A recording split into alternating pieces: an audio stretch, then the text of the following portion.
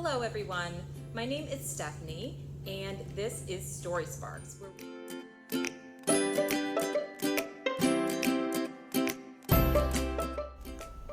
For this Story Sparks activity, gather some index cards or scraps of paper and a marker. Just like Jerome, we are going to think about categories of words. We used parts of speech for our categories, but you can use any categories you like.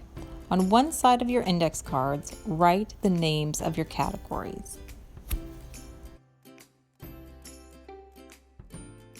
Flip your cards over and write your favorite words on the other side. Then mix the cards up and start sorting them. Place the cards side by side until you have a poem or a sentence that you like. You can continue to shuffle the cards or swap out words until your poem sounds just right.